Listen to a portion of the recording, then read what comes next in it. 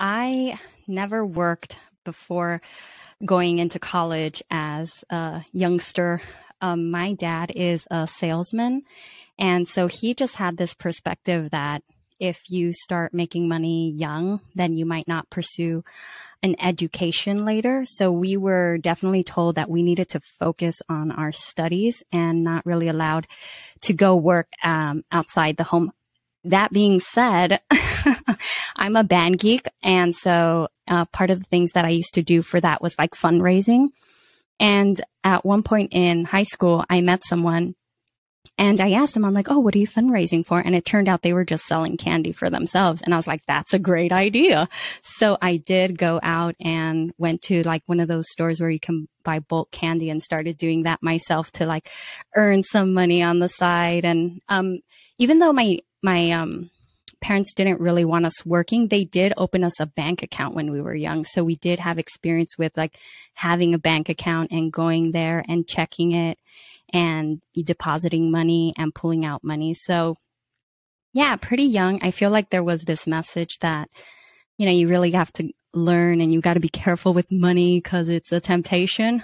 But at the same time, I found ways to like, I guess, get more familiar with money. And growing up, was there, you know, like a lot of things where things felt tight, where you felt like you were on a budget? Like, did it drive any kind of mentality that you took with you into later years where you felt like I need to really hold on to everything that I have because you have like a scarcity mindset? Or was it that way growing up?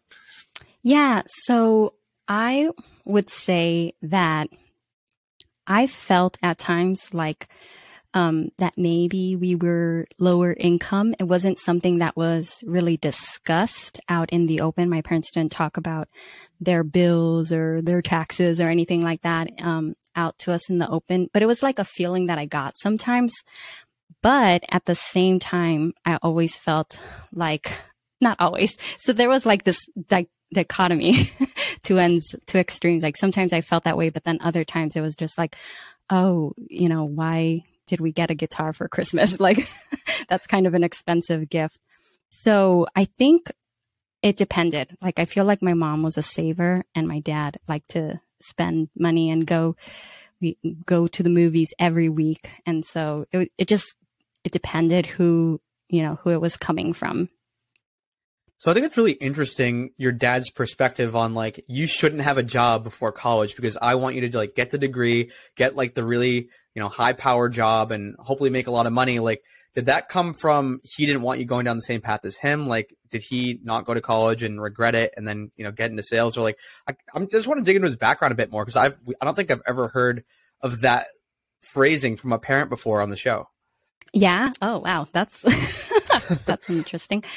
So he started working at a really young age and, he just like, he felt like as a salesman, he was a really good salesman. And so he could make a lot of money pretty fast. And like I said, I felt sometimes like we didn't have a lot of money, but as an adult now, I have had the experience of like looking at some tax returns in the past. And we actually, you know, some years were really good earners depending on how his sales job was going. So that's the thing with sales is it's not consistent and you don't get this consistent paycheck.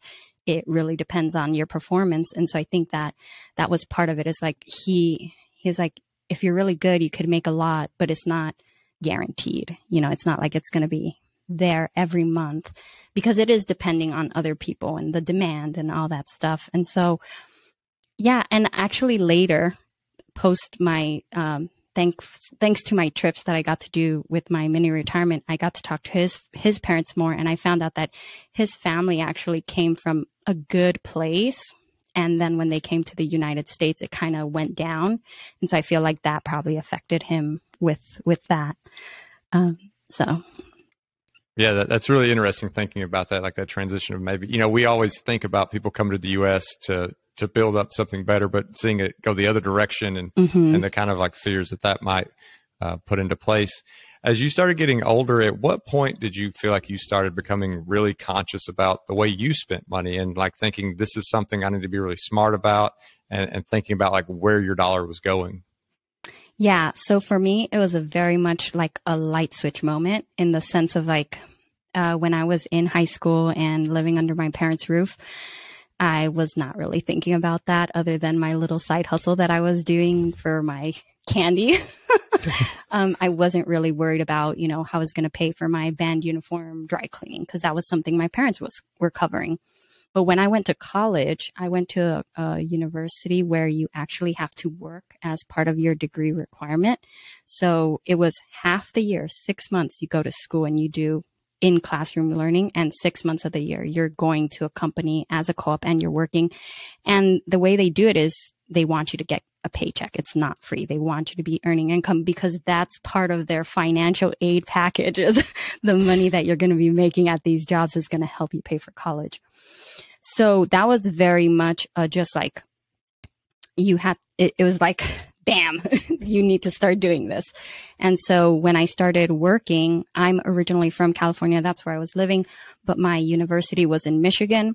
And then my co-op was back in California. So I went to California. I was living in San Francisco, renting a room and doing my first job ever. And I had to start managing my money. I had to pay the rent and I had to go buy my own groceries. And if I wanted to go out, I was doing all that at the turn of a hat. And so at that point, what did you kind of have for a long-term vision? Like, I'm guessing financial independence, the whole FIRE movement wasn't in the picture at that point. Like, you're kind of just getting conscious around money, like a quote unquote normal person. Like, you're starting to realize like, I'm going to have to save money to pay for these bills and stuff. But do you remember like the pivot point when you started to think, you know, or I guess I should rephrase that. Yeah. Do you remember what your like outlook was? Like, were you going to stay in whatever job you're going to get after college for the next 40 years? Like, is that the pressure you were getting from your parents, or just like, what was the mindset there? Yeah. So when I was just learning about money, it really was just the day-to-day thing. And also thinking about like I said, this is supposed to pay for my college term. So I needed to save some of that. I couldn't just spend it all. I actually was making pretty good money for, let's see, that would have been 2006. And I was making $15 an hour. So as a co-op, which is like what people are fighting for right now, you know? And I knew like I needed to pay these bills, but then I also needed to save for my school term. And then actually some stuff happened in my family that I actually realized I needed to be saving even more money. So goodness, I feel like I'm talking more about my family than myself in this. So we'll see how that goes. But my parents went through a divorce on my first year in college. And I was like, oh, well, what are we going to do? My mom's a stay-at-home mom. And, you know, are we going to have to find a new place to live kind of situation? And I actually wrote 2 checks to my mom after my first work term to like make sure that they could stay in the house. She never cashed those checks, but I wrote them. And so that I think that was kind of a turning point for me for like realizing that I needed to, that it wasn't just about me almost, and that I needed to plan for like the future and bigger things. And I'm actually a little curious about the college program that you're talking about, because I don't know that I've heard of this kind of setup to where everyone's required to do work, and that's kind of the quote unquote financial aid, is you're basically aiding yourself. Is that something special? Did you like seek that out? I mean, it was obviously out of state. Just kind of curious how you came across that. Yeah. So the university is called Kettering University, and it's actually located in Flint, Michigan. And being from California, I didn't know anything about Flint. So that was like a whole culture shock thing getting there. It was luck. I just kind of came across it in my application process. And I always knew I wanted to go out of state. And so I got accepted there. I did a tour, and that's how I ended up there. It was very, very much like chance, I think. So but if anybody's interested. Oh, sorry. That's the name of the university. All good. This is editing. So fast forward past college, you get that first job. What did life look like at that point, and what did you envision the next couple of decades to be? Yes. So I always I mean, when I graduated college, I knew I didn't want to take 10 years to pay off my student debt. Even though we did have this plan, with your financial aid, student loans, I still graduated with debt, $46,000 plus. And I just knew that I didn't want to spend any extra time paying for it. So I made a goal to pay it off in 5 years. And then I was like, but if it doesn't work, I'm going to do it in 6 years. So I made myself a backup plan for that. And so also during this time, I had a child. So my first job out of college was really just like paying off debt, and I have a family to support already. So making sure I do that and take care of those needs. And so I really didn't have this like huge lifestyle inflation happen when I got my first job. And I don't know if you're like comfortable talking about like kind of what that first job was, what kind of income you had. Were you able to actually save money, or were things kind of paycheck to paycheck at that point? Yeah. So I'm actually an engineer, mechanical engineer by degree. So I did get a good degree and a good job. And even though I did my schooling in Michigan, my job was actually in California. So the co-op offered me a full-time job, and I was making $50K, I believe. And so with my needs, it was more than enough for me to be able to support my family and aggressively be paying down my debt. And so how long did the debt payoff actually take? Yeah. So I actually only took 3.5 years to pay that off. And in that time, I did get married and bought a car, and then he bought a car. So when I do these numbers, I usually say we paid off $100,000 in debt in just 3.5 years. So my school debt was around $46,000. But then I did graduate college, and I did have that kind of peer pressure. So my lifestyle inflation included a car where I ended up buying a new car because everyone made fun of my old car. And I was like, dang, I didn't want to do this, but I did. And so that's how it kind of got a little higher than that. I know a lot of times the kind of saving thing can almost become addictive. It can be like a rabbit hole. You go down, you start thinking of different ways you can save money. Like, what was that kind of progression like? Because I know looking across your website, I've seen different things about like these, which I want to ask about later, but like these like clothing things, just like different rules that you're using. Like, did it just start out as, hey, I'm trying to pay off some debt, and then it morphed into like I'm going to try to figure out how to maximize every single thing? Yeah. So definitely in the beginning, it was all focused on my debt. I just really wanted to learn how to get out of under my debt. And so I was doing a lot of research. I was reading on like MSN Money and just learning a lot, but I didn't have any plan or any understanding of like what I would do after the fact. And so I came across like Mr. Money Mustache, and that's how I got introduced to the whole FIRE movement. And it like really opened my eyes on what I could be doing with my money. I will say though that during my debt payoff, I had learned about like the benefits of compound interest. So I did open up a 401k as soon as I could in my job. I think it took me a couple months, either because there was like a waiting period or because I just felt intimidated by the process. And I was investing at least 10% in my 401k at the same time as I was doing my debt payoff. So I had like these two goals that I wanted to reach. So just for kind of a timestamp here, what year was this when you discovered like Mr. Money Mustache and that people were retiring in their 30s and, all the crazy stuff we talked about in the podcast? Yeah. So I feel like when I ran into it, it was around 2014. At least that's the date when I started blogging. I feel like the only reason I started a blog was because Mr. Money Mustache wrote that it's so easy to make money on a blog. Spoiler alert, it doesn't work for everyone. But yeah, so it was around 2014. So it was already 3-4 years after I had graduated college, and I was already aggressively paying off my debt. I was almost done with that, but actually going through his math and seeing, learning about actually him and the mad scientist talking about sheltering your money, maxing out your 401ks and all that, and seeing like, oh, actually, I have this money in a savings account, but it's not doing anything there because it's earning 0.0000001%.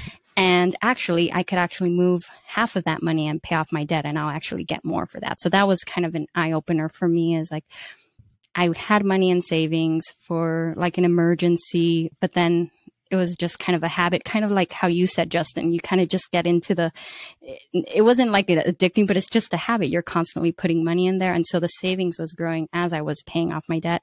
And I was like, wait, why don't I just move more of that into my debt? So after finding him, I think it would have taken us a little longer to pay off our debt, even though we were being aggressive, but realizing that whole, the different percentages that the debt is earning and the money in your savings is earning, and moving chunks of that over as we felt comfortable, that cut down our timeline too.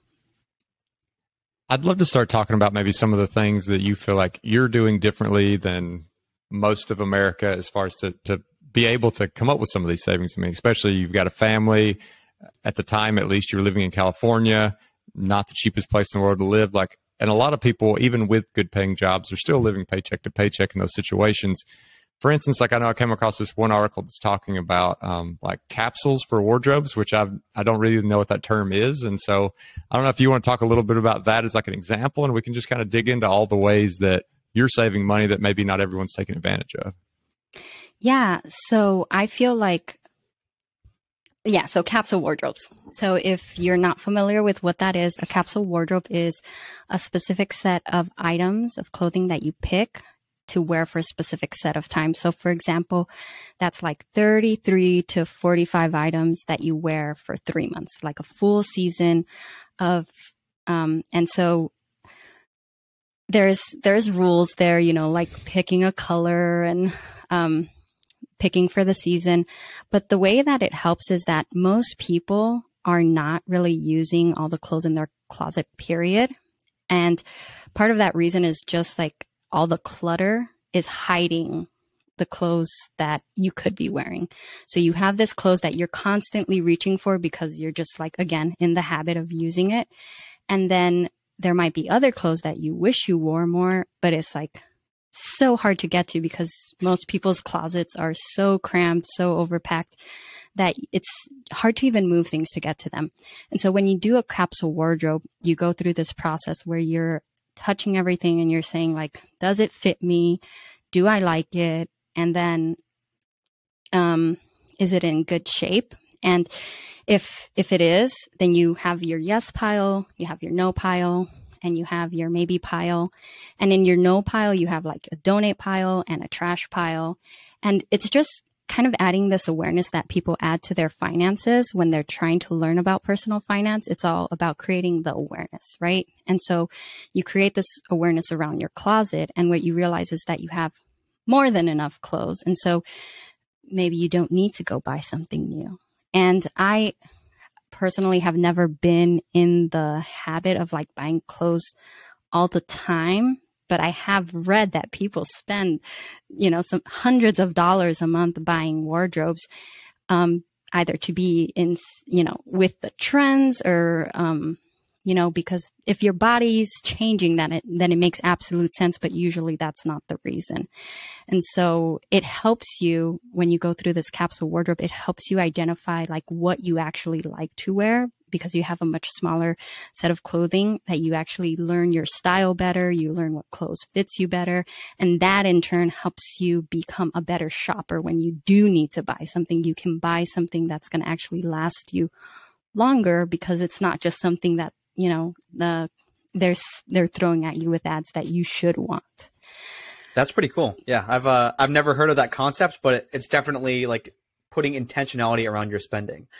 Yeah. In terms of the other spending categories, housing, you did mention transportation, you and your husband splurged on those new cars, but like food, going out, what were you doing in those other categories? Because just for some context, I had someone a week ago from California on Twitter that it was impossible to save 15% of your income. He was making $150K a year.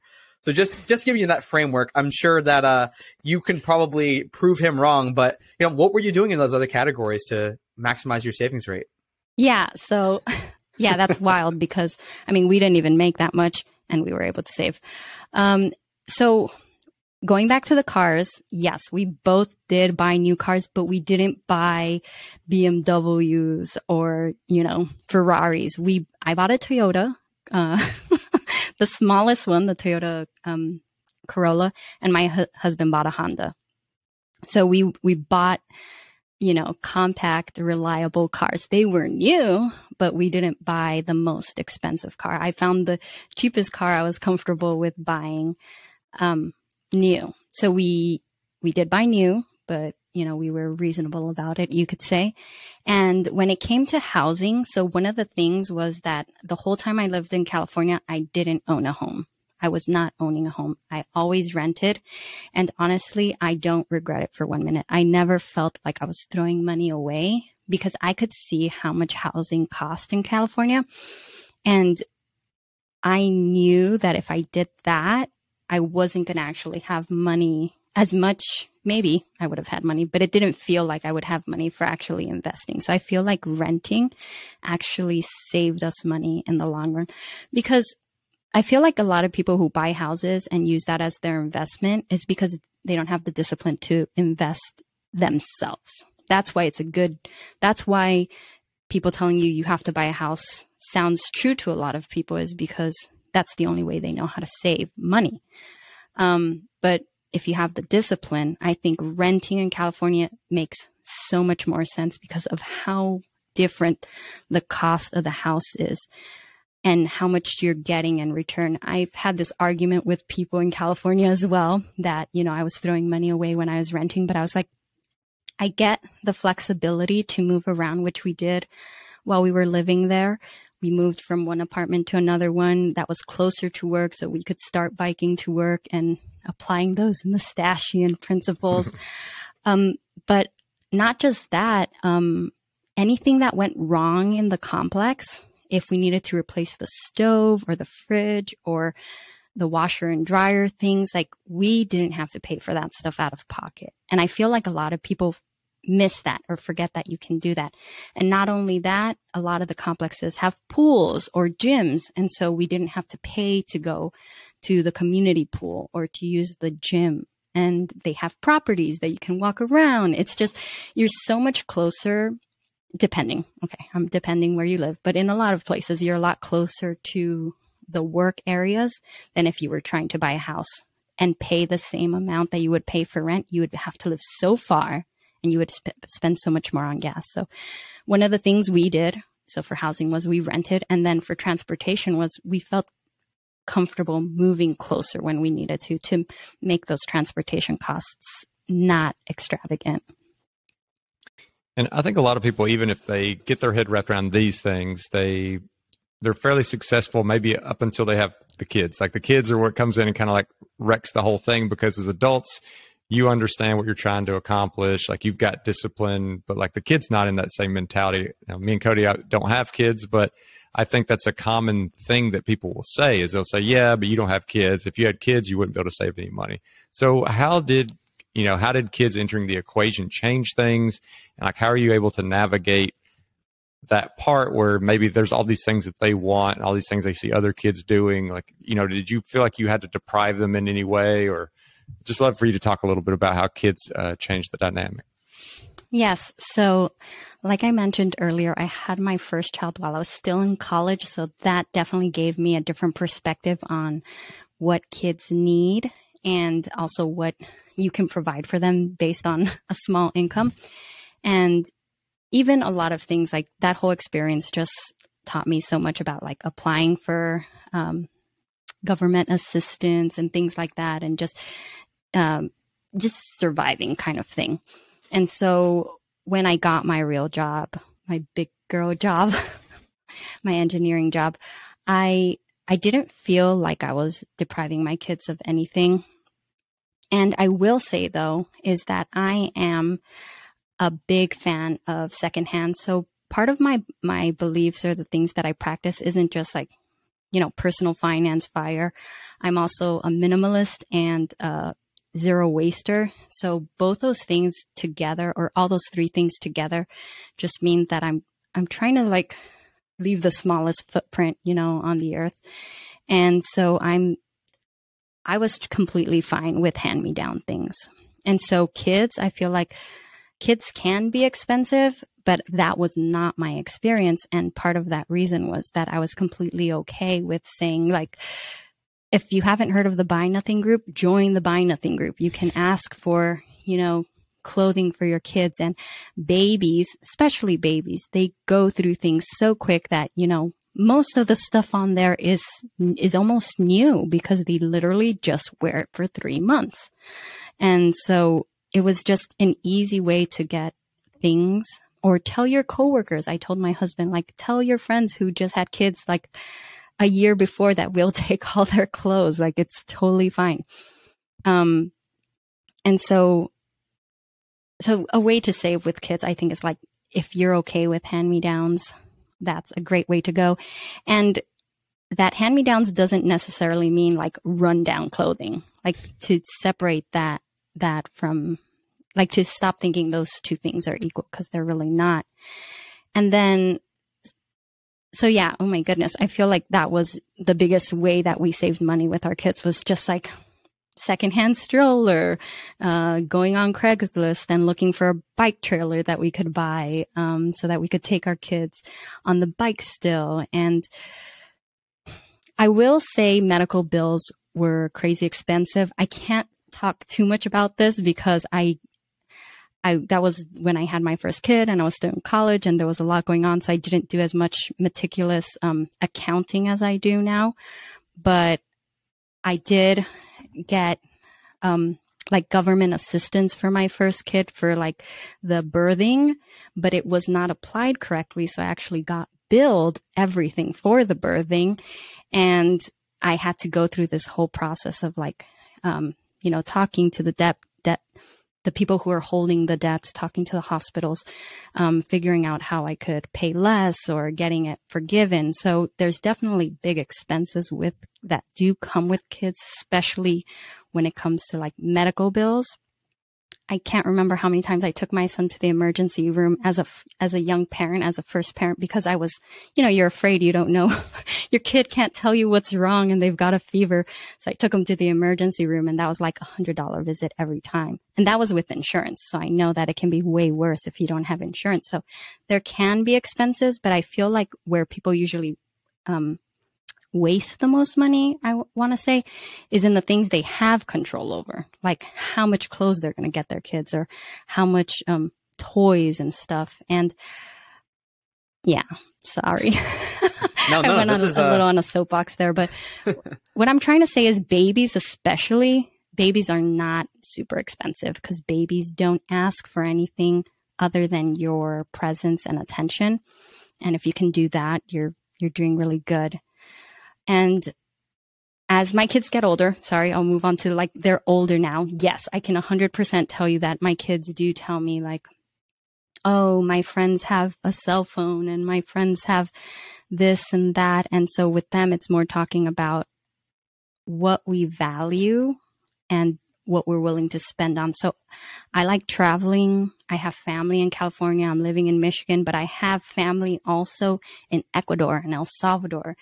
And I just want to see the world. And so spending on that, like trying to communicate with them that we'd rather spend our money in these areas than on toys that they're not going to play with.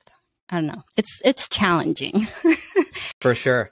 Yeah, this is actually the perfect segue though, because I really wanted to ask about, I read a Forbes article and you just said something really interesting and insightful in there. Speaking of like kids and your financial independence timeline, you were like, I think it was 2014 and you and your husband mapped out the math. You're like, we can stop working by 2026 if we just put our noses to the grindstone and just like work our faces off. Like we're, 60, 80 hour weeks, whatever we have to do, like we're going to hit FI.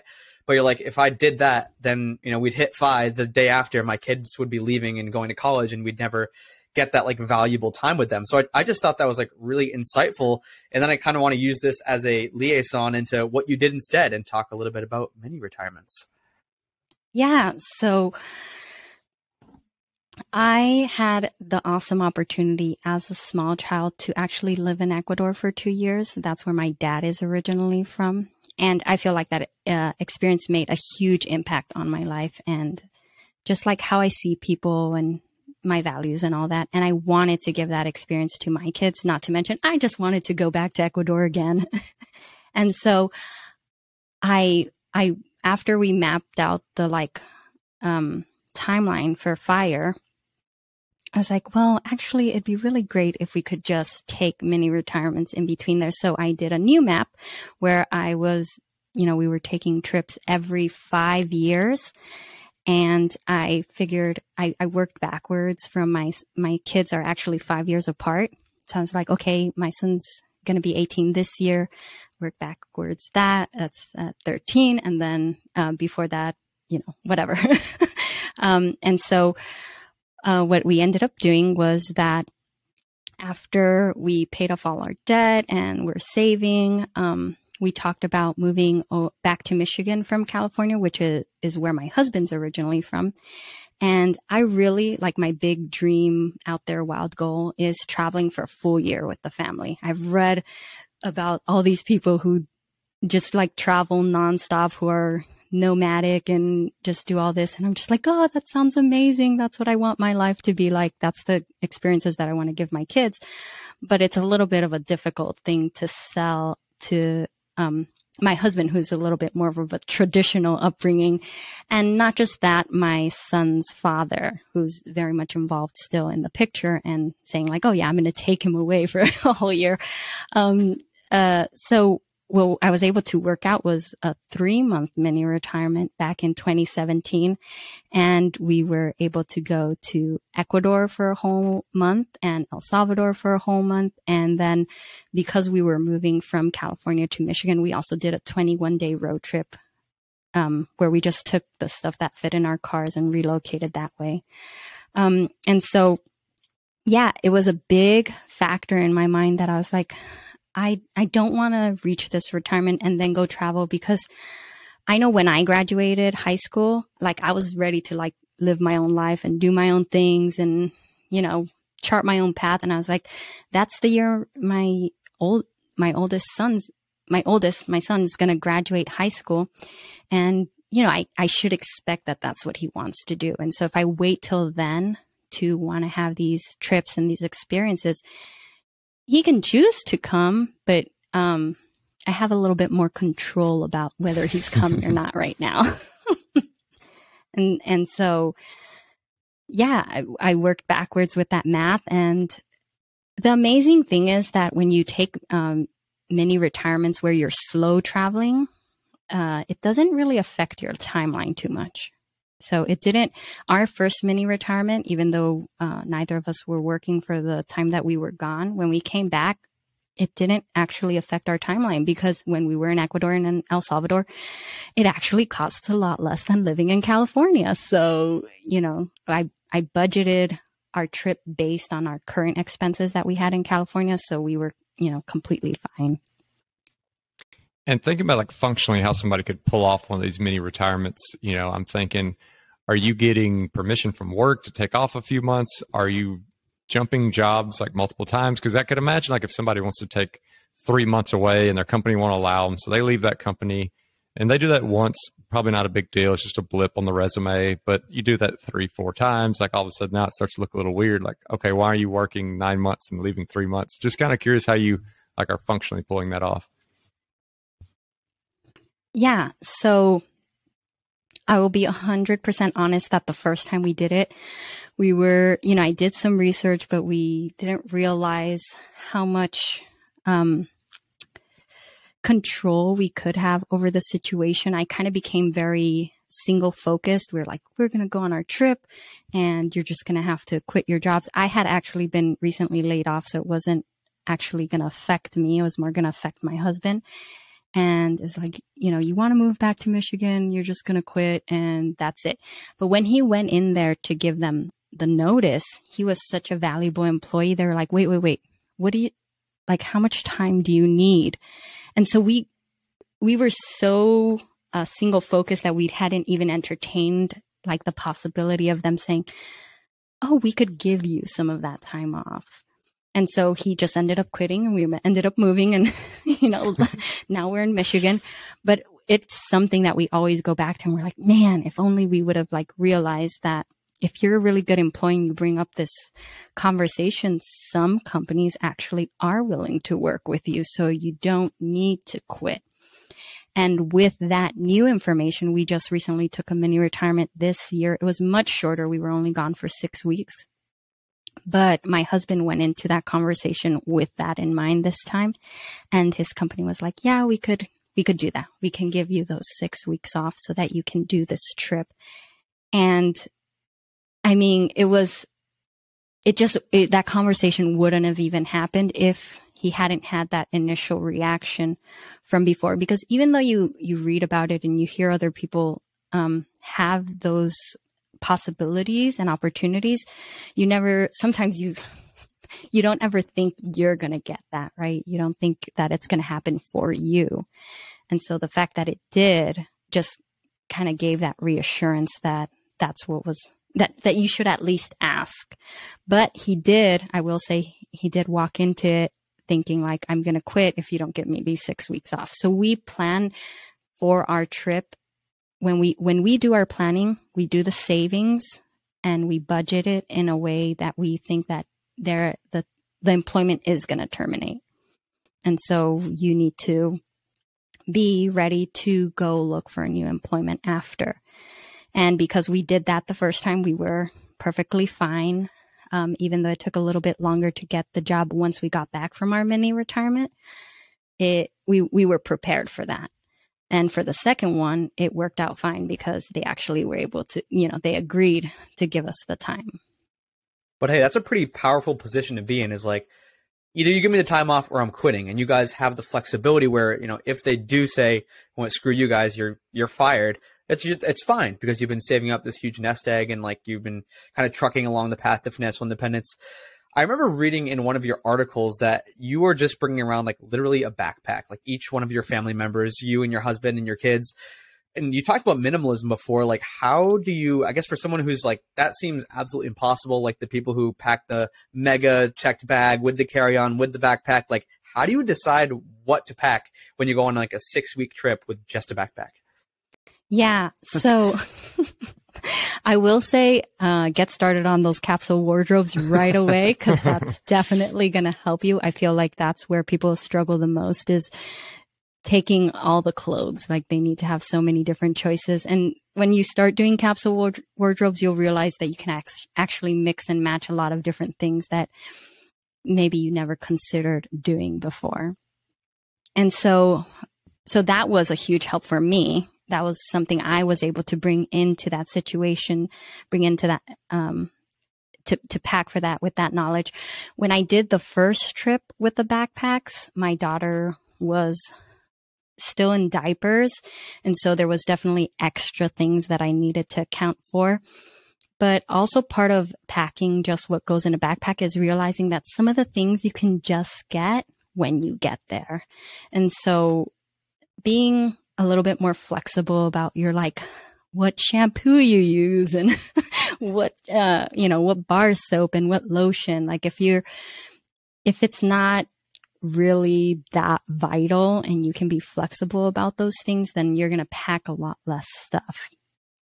And then, let's see, it was pretty amazing because we actually packed things like a little water purifier straw. Like we were trying to think like, oh, we need to be ready for, we're going to be in these third world countries. We need to be careful. But really, I mean, if I think back to just like the majority of things when I was younger, I was definitely trained to pack like the giant suitcases whenever we went places, and just going and realizing, oh my God, I didn't even wear so much of this clothes and I'm lugging it around.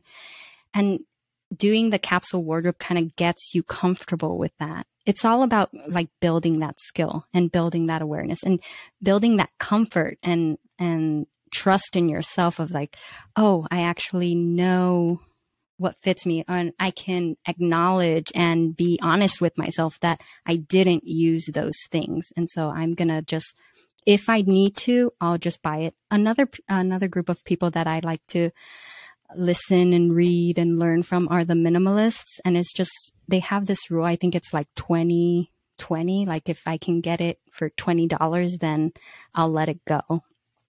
And so one of the benefits I will say though is when I was traveling, I was going to places where I had family. And so I knew that I was like, if I was in a pinch, I'm sure I could borrow a sweater from somebody, or I'm sure I could borrow this, some boots from somebody. But what ended up happening for my kids is that we just layered. So like we traveled somewhere where it was like really warm in El Salvador, like beaches kind of situation. And then when we went to Ecuador, we were like next to Quito, which is by the Andes Mountains.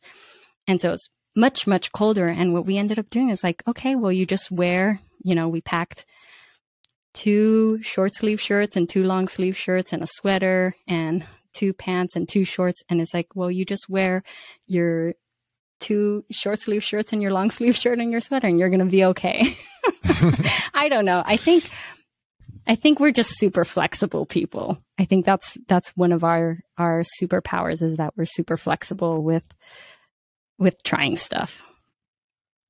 And I mean, at this point, it sounds like you and your husband are on that same page. You're both flexible. You're both into doing whatever it takes to save some money. And I think the clearest point, though, where maybe most people, it kind of comes up if they're not on the same page with money, is like a wedding. Like when you see 2 people who one person, is like tries to kind of be flexible most of the time, but like they won't budge on the wedding. How was that like? Like, did you also go into that thinking, how can we maximize and save the most amount of money? Or was it like, hey, this is a one-time thing, let's go ahead and splurge? For my wedding, that was a long time ago. So when I got married, I hadn't found the FIRE movement yet. So I will say that was not influencing our thought process, but we were in the middle of our debt payoff. And as I've hinted, I didn't have a lot of like financial resources coming in from like my side of the family. And so we knew that when we were going to get married, like it was going to come out of our own pockets. And so that was definitely something that was feeding our decision making, and the fact that we were trying to pay off our debt. So we wanted to have something nice, but I was definitely going through it and like just saying like, this is not worth it for me. This is not worth it for me. And part of the fact that we were able to come to an agreement too is just our family situation. Like I've also hinted at, a lot of my family is actually out of the country, and all his family's in Michigan, and he's actually got a super tight-knit family. So if we would have thrown like a very traditional wedding where both sides of the family come, it would have been like essentially all his side of the family. And it was just like, well, that doesn't seem fair. And I don't, like we had to have conversations about like, this is a union for us, and it's not really a performance. It's not a show, like we're not trying to impress people. We're trying to do something that's fun for us. So our wedding was like super low key. We got married on the beach.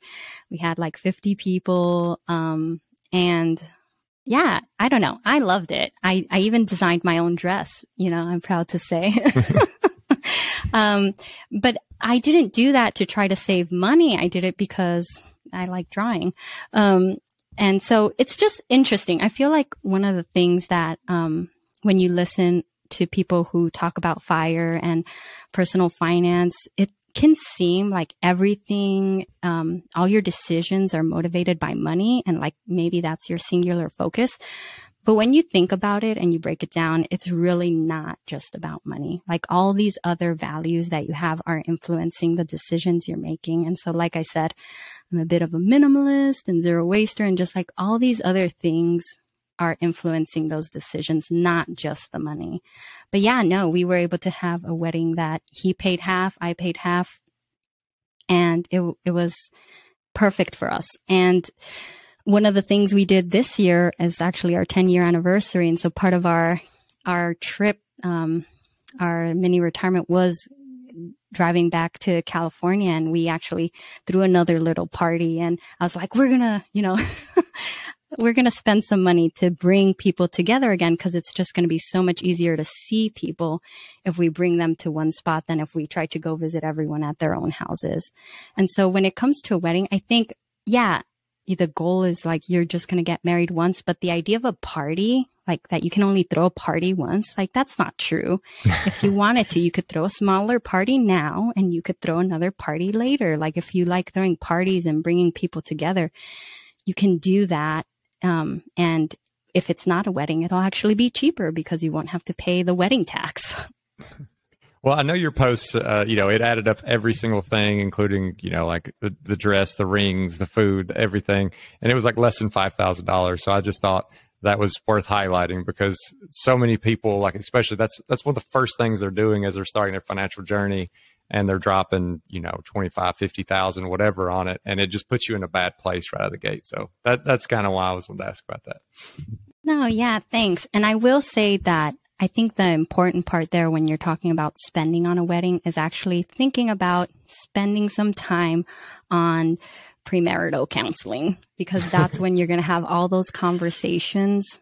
Maybe not all of them, but it's going to help people who probably haven't had conversations yet about money and how their money values are different from their partner's values. And I think that that's where you want to be spending your time and your money if you need to spend it, because that's what's going to help you. Because the wedding is just like the door to your marriage. And I think I wrote that on my post too, is like the wedding is just the thing you walk through to get to the other place. And so you don't spend a lot of time at the door. You just walk straight through it. So focus on where you're going, which is the marriage. Awesome. Well, just want to thank you again, Melissa, for coming on the podcast today. I think listeners are going to get a ton of value out of all the things you're teaching.